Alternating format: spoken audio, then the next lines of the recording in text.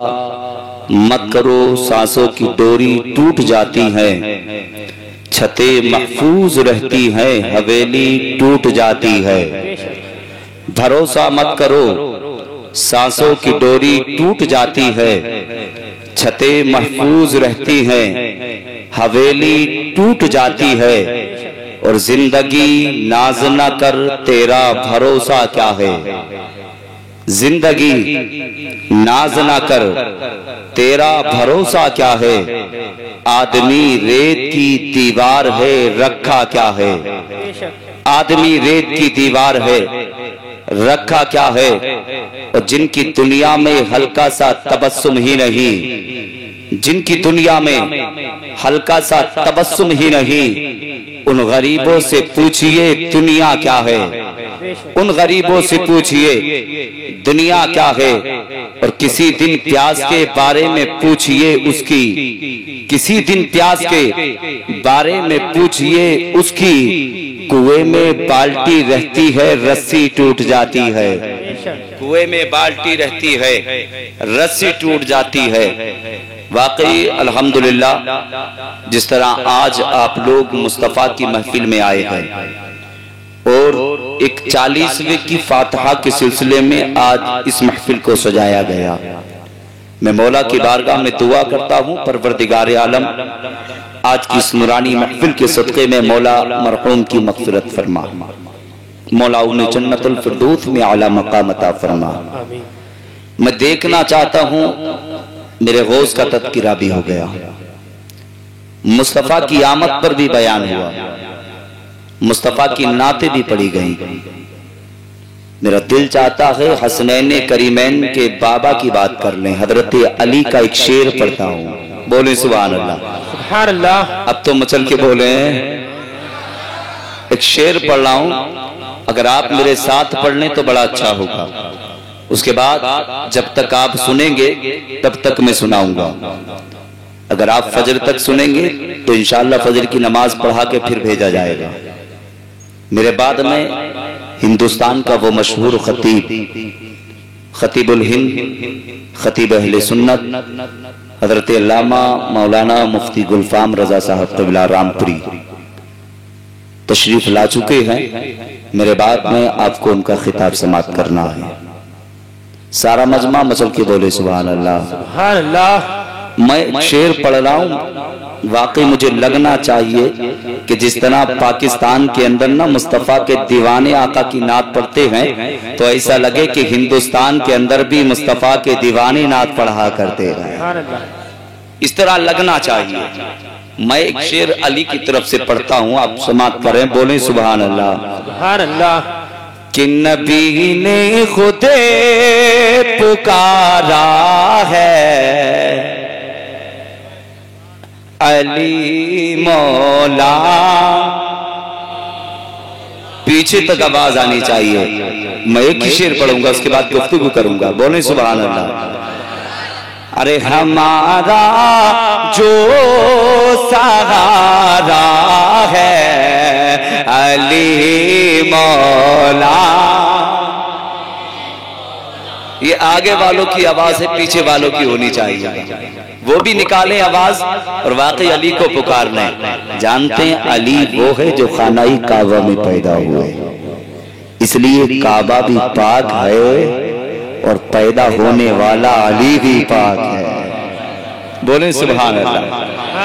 और फरमाया कि जहां अली को पुकारा जाता है ना, अल्लाह वहां की मुसीबतों को दूर कर देता है। तो मेरे साथ कहिएगा, अरे हमारा जो सहारा है, अली मौला। अली मौला।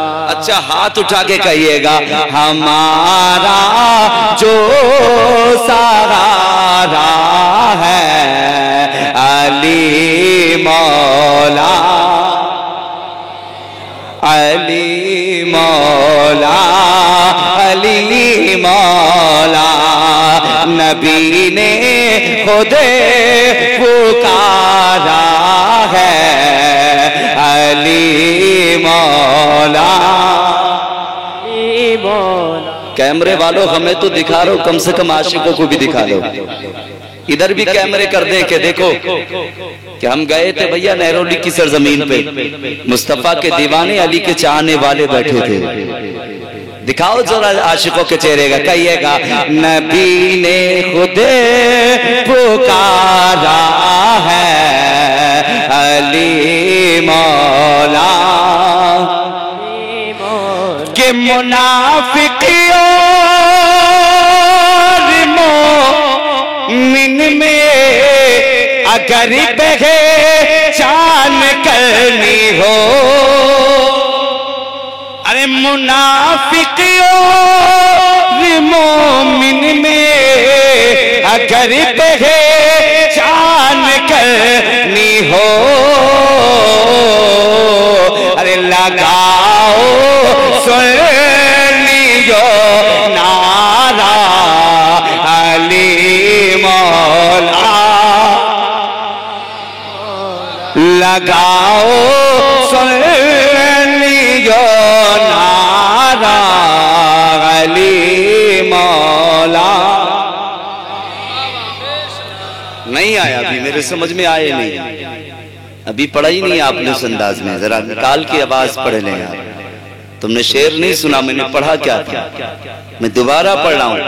और जितने भी इसके महफिल के अंदर अली के चाहने वाले हो ना यार, तो मैं चाहता हूँ कि हर जगह से नारा लगना चाहिए। बोले सुभान अल्लाह, ओ तड़प के बोले, बचल के बोले या रसूल अल्लाह। कि नबी ने खुद ही पुकारा है अली मौला के मुनाफिकियों मोमिन में अरे अगर पहचान करनी हो, अरे लगाओ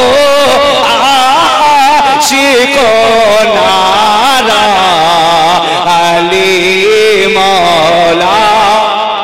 नारे तकबीर, नारे रिसालत, मसलके आला हजरत, मसलके आला हजरत, इस्लामी मुआशरा कॉन्फ्रेंस। नारे तकबीर, नारे रिसालत। अल्लाहु अकबर या रसूल अल्लाह।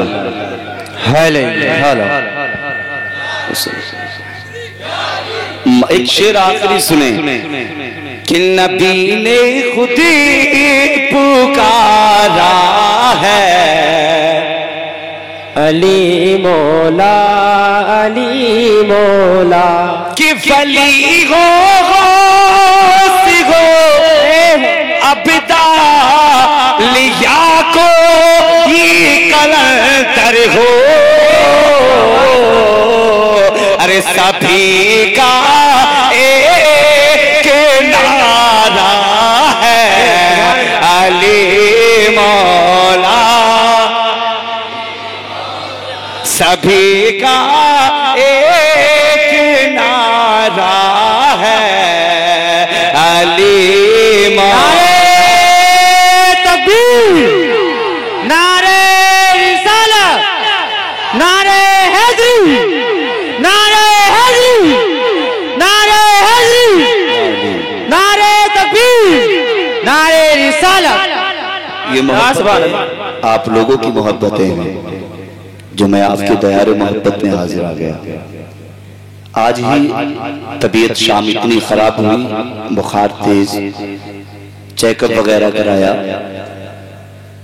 तयम्मुल साहब का मेरे पास फोन पहुंचा, हजरत किस वक्त आ रहे हैं? तो मैंने कहा यार तबीयत खराब है, अगर इजाजत हो तो मैं ना का नहीं आना पड़ेगा। हालांकि तबीयत ज्यादा खराब है, फिर भी मैं आपके सामने अली का जिक्र कर रहा हूँ। बोले सुभान अल्लाह, है ना? इंशाअल्लाह मैं फिर से ये शेर पढ़ रहा हूँ, ठीक है? अब मैं जब तबीयत खराब में अली को पुकार सकता हूँ, तो आप अच्छे होकर के अली को नहीं पुकार सकते हैं? इंशाअल्लाह कहिएगा कि अली मौला, अली मौला। आखिरी शेर है ये जो मैंने अभी पढ़ा था, वही दोबारा पढ़ रहा हूँ, मगर यहाँ से लेके पीछे तक हाथ उठने चाहिए। ठीक है। अली मौला अरे वली हो अबदा लिया को ये कलंदर हो कि वली हो अबदा लिया को ये कलंदर हो। अरे सभी का एक नारा है अली मौला। जिंदाबाद जिंदाबाद। सभी का एक नारा है अली मौला। नबी ने खुद पुकारा है मौला अली मौला कि हमने भी पुकारा है।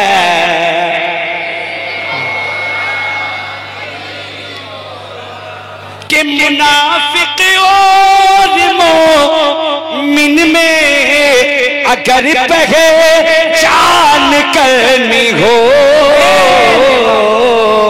अरे लगाओ लगाओ सुनियो नारा अली मौला।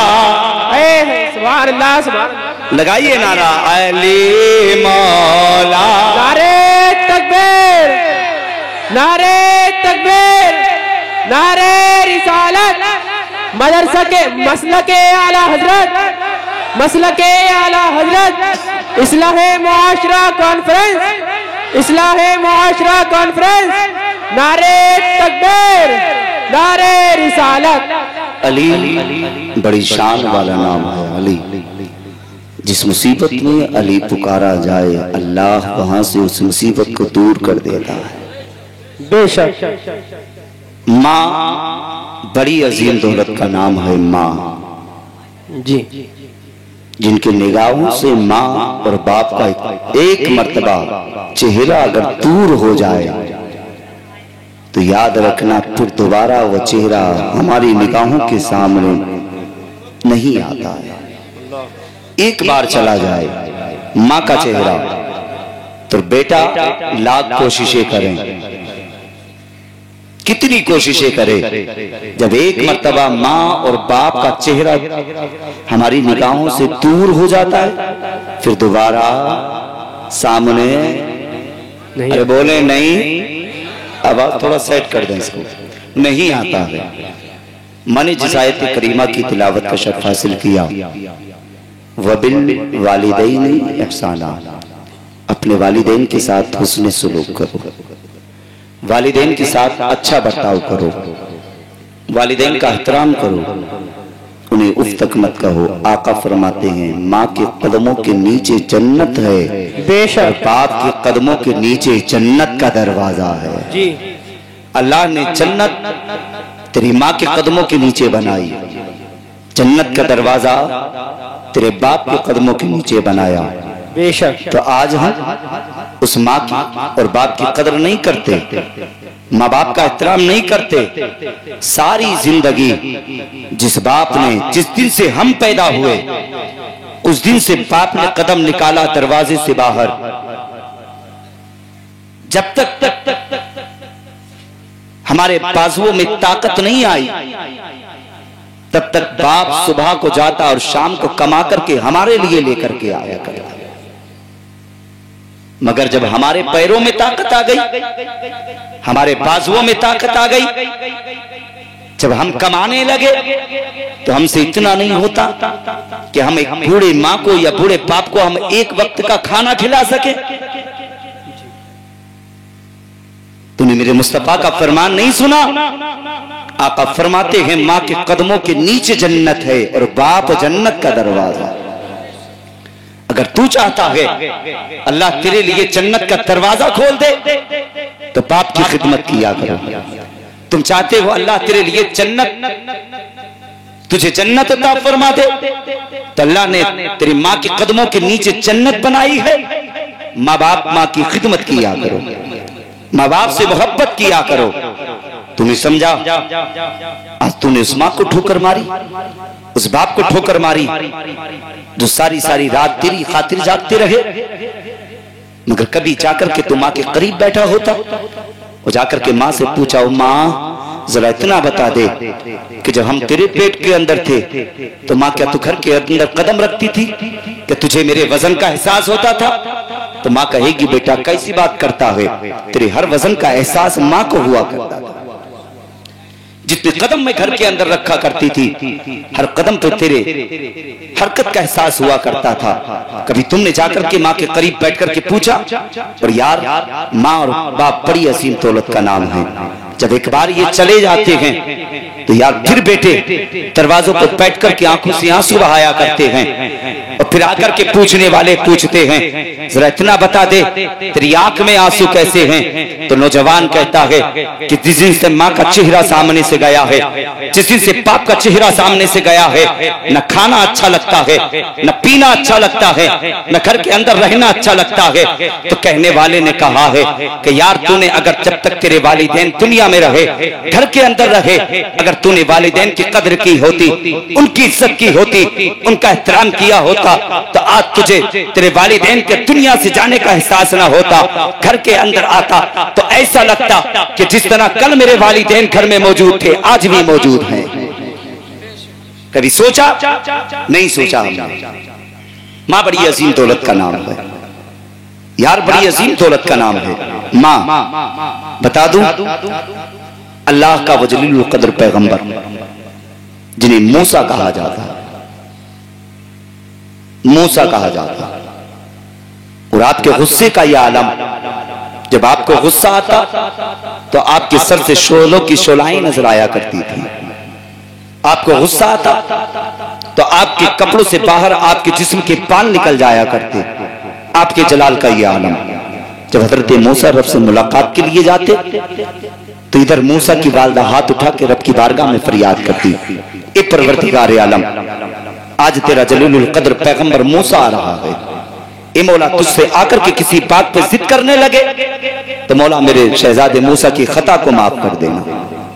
हजरत मूसा जाते रहे, मत दुआएं करती रही, रब की बारगाह में हाथ उठा करके फरियाद कर रही है, ए मौला आज तेरा जलीलुल कद्र पैगंबर मूसा आ रहा है। ए परवरदिगारे आलम, अगर तुझसे आकर के किसी बात पे जिद करने लगे तो मेरे बेटे मूसा की खता को माफ कर देना। माँ हाथ उठा करके दुआ करे, अल्लाह मूसा की खता, बेटे की खता को माफ कर देता है। जब जब मूसा जाते रहे, माँ हाथ उठा करके दुआएं करती रही। एक दिन वो आ गया, हजरत मूसा की वालदा का इंतकाल हो गया, आप दुनिया से चली गई। और जाने के बाद जब हजरत मूसा रब की सब मुलाकात के लिए चले हैं तो रब की तरफ से पैगाम आया, ए मूसा आज आ रहे हो तो आज गुस्से को काबू में करके आना पड़ेगा। ए मूसा आज आ रहे हो, अंदाजे गुफ्तगू बदल के आना पड़ेगा। आज आ रहे हो मगर याद रखना, आज से पहले आते रहे हो तो सर पे माँ का आंचल भी था, माँ की मोहब्बतें भी थी, माँ की शफ़क़तें भी थी, माँ की दुआएं भी थी। ए मूसा आज आ रहे हो तो माँ का आंचल भी नहीं है, माँ की मोहब्बतें भी नहीं है, माँ की शफ़क़तें भी नहीं है, माँ का प्यार भी नहीं है।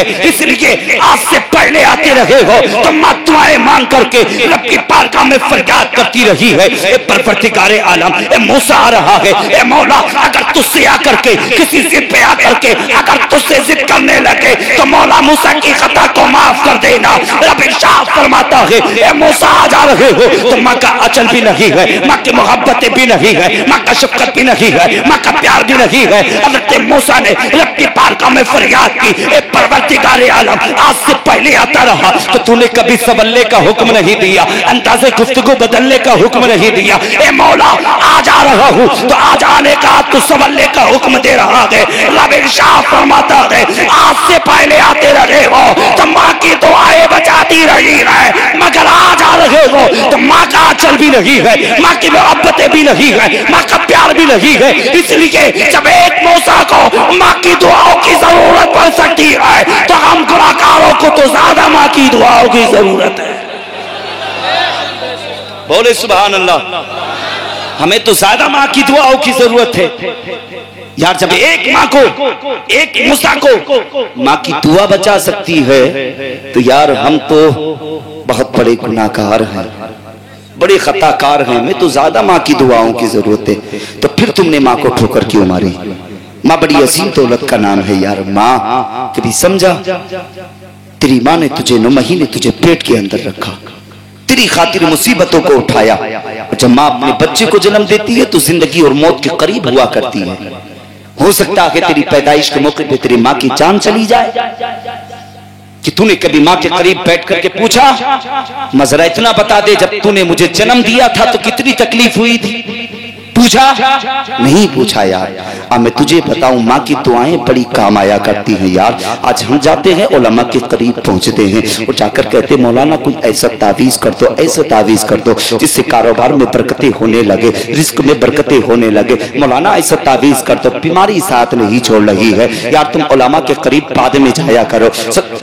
सबसे बड़ा तावीज तो अल्लाह ने तेरे घर में तेरे वालिदैन बनाए हैं यार। उस माँ के करीब जाता, उस बाप के करीब जाता और जाकर के कहता मत दुआएं करो, अल्लाह उम्र में बरकतें अता फरमाए। बाप के पास जाता और जाकर के कहता बाप दुआ कर, अल्लाह मेरे रिस्क में बरकतें अता फरमाए। तो इसका इनका चेहरा देख करके मुस्कुराता, ये तेरा चेहरा देख करके मुस्कुराते। जब इधर तुम मुस्कुराते उधर मदीने वाला मुस्कुरा जाता, और जब मदीने वाला मुस्कुराता रब को प्यार आता, अल्लाह तेरी उम्र में भी बरकतें अता फरमाता, तेरे रिस्क में भी बरकतें अता फरमाता। और यार तुमने वालिदैन को भुला दिया है, तुमने वालिदैन को छोड़ दिया है, तुमने वालिदैन को ठुकरा दिया है। अल्लाह ने सबसे बड़ी दौलत तुझे तेरे वालिदैन अता फरमाए हैं। आओ मैं तुम्हें बताऊं, एक नौजवान है जिसकी तबीयत खराब हुई। आज हम देखते हैं यार कितनी माँ बाप की दुआएं, बड़ी दुआएं काम आया करती हैं। जब माँ हाथ उठा के मौला की बारगाह में फरियाद करती है, परवरदिगारे आलम अगर कुछ देना चाहता है तो बेटे को जिंदगी अता फरमाते। माँ हाथ ना उठाती, उससे पहले रम्मा की दुआ को कबूल कर लिया करता है।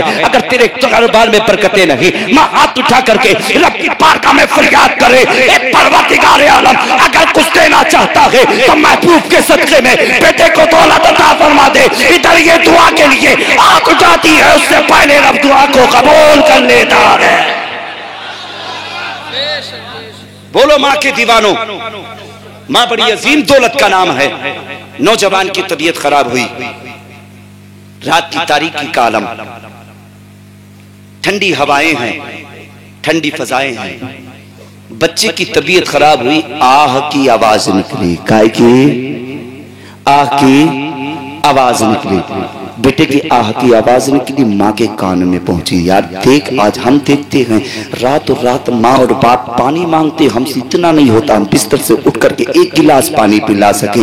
मगर तूने बचपन के जमाने में जब जब माँ से मांगा पानी, यार तेरी माँ ने उठ करके तुझे पानी पिलाया है। कभी माँ ने ये नहीं सोचा कि ठंड का मौसम है, ठंडी हवाएं चल रही हैं, तबीयत खराब हो जाएगी। मगर तेरी एक पहली आवाज पे माँ ने बिस्तर को छोड़ दिया है और तुझे ला करके ठंडा का पानी नहीं बल्कि तुझे गर्म करके पानी पिलाया। कहीं ऐसा ना हो बेटे की तबीयत खराब हो जाए। यार माँ तेरी ख्वाहिश के मुताबिक तुझे कर करके खिलाती रही। यार हाल वो भी था, एक दिन तेरा वो भी आया था कि जब तू माँ के करीब पहुंचा तुझे भूख लगी है और जाकर के तूने पूछा माँ क्या बनाया है। तेरी माँ ने बताया कि बेटे ये सब्जी बनाई है, बेटे ये खाना बनाया है। और तूने माँ से कहा माँ ये मुझे खाना पसंद नहीं है, तो माँ ने तेरी ख्वाहिश के मुताबिक तुझे खाना बना करके खिलाया है। यार तुमसे इतना नहीं होता। आज हम देखते हैं यार जब तुम्हारी शादियां हो जाती हैं, जब तुम घर के अंदर आया करते हो तो अपने माँ और बाप से छुपा करके सामान खरीद करके लेकर के आया करते हो। यार कहीं कितना अच्छा होता कि जब तू घर के अंदर आता, जो खरीद करके लेकर के आया है और आने के बाद में तूने अपनी माँ के करीब रखा होता, बाप के करीब ला करके रखा होता। यार वो तेरी दौलत के भूखे नहीं है, बल्कि वो तेरे चेहरे से प्यार किया करते हैं, तेरी इज्जत से तेरी दौलत से प्यार नहीं करते, बल्कि वो तुझसे मोहब्बत किया करते हैं। जब किसी के बेटे को अमीर कहकर के पुकारा जाता है, किसी के बेटे को जमींदार कहकर के पुकारा जाता है, किसी के बेटे को नेता कहकर के पुकारा जाता है, किसी के बेटे को प्रधान कहकर के पुकारा जाता है, तो माँ का कलेजा भी बढ़ जाता है, बाप का कलेजा भी बढ़ जाता है और माँ बाप को बड़ी खुशी हुआ करती है। यार वो तेरी दौलत से प्यार नहीं करते, बल्कि लोग तुझे नेता कहकर के पुकारते हैं, अमीर कहकर के पुकारते हैं, जमींदार कहकर के पुकारते हैं। फिर वालिदैन रब की बारगाह में हाथ उठा के फरियाद करते हैं, परवरदिगारे आलम मौला तूने मेरे बेटे को इतनी इज्जत अता फरमाई। मौला कोई अमीर कहकर के पुकारता है, कोई जमींदार कहकर के पुकारता है, कोई विद्वान कहकर के पुकारता है। रब इरशाद फरमाता है, ए बंदी ये तो दुआएं करना ये तेरा काम था, तेरे बेटे को इज्जत देना ये मेरा काम है।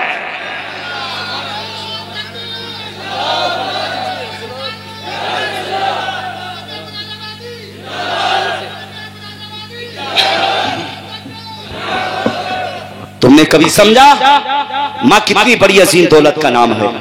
बेटे की तबीयत खराब हुई, आह की आवाज निकली, माँ बिस्तर से उठी है और उठने के बाद बेटे के करीब पहुंची, जाकर के कहती है मेरे लगते जिगर तेरी आह की आवाज कैसी आई।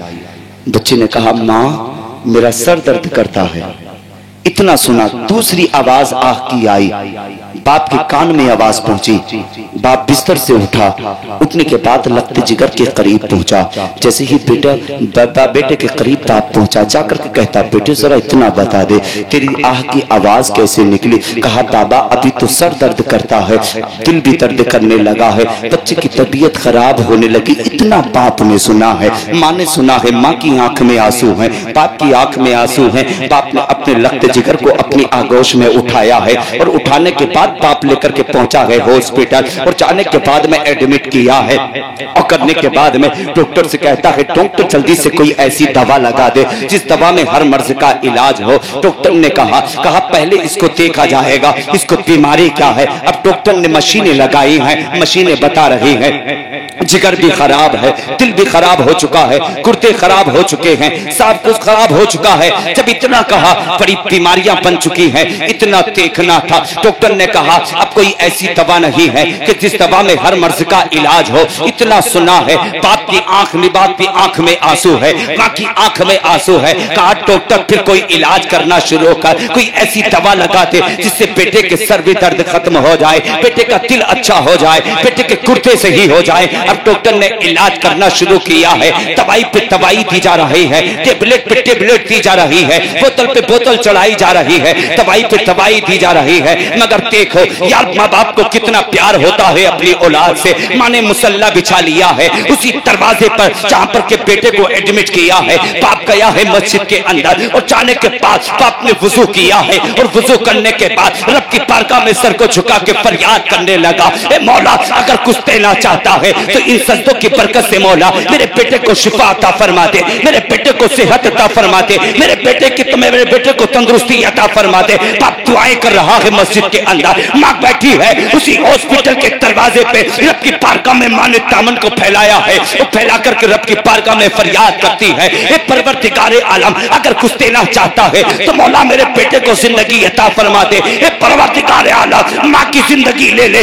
मगर मेरी जिंदगी बेटे को अता फरमा दे। और यार माँ बाप को गालियां देने वालों, माँ बाप पे उंगली उठाने वालों, माँ बाप पे हाथ उठाने वालों, माँ बाप की कलाई पकड़ के दरवाजों से बाहर करने वालों, खबरदार अगर तुमने माँ को गालियां दी, खबरदार अगर तुमने माँ को ठुकराया। इसलिए अल्लाह ने सबसे बड़ी दौलत तेरे घर में वालिदैन अता फरमाए हैं। और यार समझ लेना तुझे दुनिया के अंदर अमीर कहने वाले बहुत मिलेंगे, जमींदार कहने वाले बहुत मिलेंगे, नेता कहने वाले बहुत मिलेंगे, मंत्री कहने वाले बहुत मिलेंगे, मगर याद रखना जब माँ बाप अपने बेटे को बेटा कह करके पुकारते हैं वो आवाज तुझे सुनने के लिए हरगिज नहीं मिल सकती। इतना सुना, माँ दुआएं अलग कर रही है, बाप दुआएं अलग कर रहा है। डॉक्टर ने कहा माँ और बाप जब पहुंची डॉक्टर के करीब, कहा डॉक्टर जरा बता दे बेटे का हाल क्या है।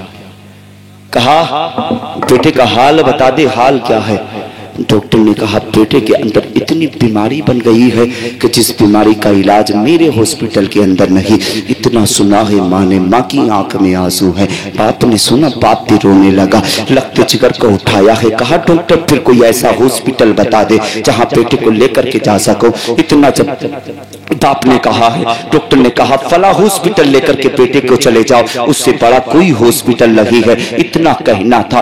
बाप ने लगते जिगर को उठाया है और उठाने के बाद लेके पहुंचा उस हॉस्पिटल के अंदर, और जाने के बाद में डॉक्टर से कहता है, डॉक्टर बेटा बड़ा बीमार हो गया है, जल्दी से बेटे का इलाज किया जाए। जैसे ही डॉक्टर ने देखा है, अब मशीनें वहां भी बता रही हैं कि जिगर खराब हो चुका है, दिल खराब हो चुका है, गुर्दे खराब हो चुके हैं, दिमाग काम नहीं कर रहा है। जैसे ही डॉक्टर की मशीनें ने इतना बताया, अब ये डॉक्टर कहता है कि बेटा बड़ा बीमार हो गया है, इतना बीमार करके लेकर के आए हो। बाप ने कहा, यार डॉक्टर कैसी बात करता है, जिस दिन बेटे की पहली आह निकली थी उसी दिन से हम बेटे को लेकर के इधर उधर जा रहे हैं, कहीं से शिफा नहीं मिल पा रही है। इतना जब डॉक्टर ने सुना है तो बाप ने कहा था, डॉक्टर जल्दी से कोई ऐसी दवा लगा दो कि जिससे बेटे को आराम मिल जाए। अगर बेटे की खातिर जमीन बेचनी पड़ेगी तो बेच सकता हूँ, घर बार बेचना पड़ेगा बेच सकता हूँ, तो चाहे अगर बाप को अपनी जिंदगी देनी पड़ेगी तो देने के लिए तैयार है, मगर डॉक्टर जल्दी से ऐसी दवा लगा दे जिससे बेटे को आराम मिल जाए। अब डॉक्टर ने मशीनें लगा दी हैं, अब वो भी टेबलेट दे रहा है,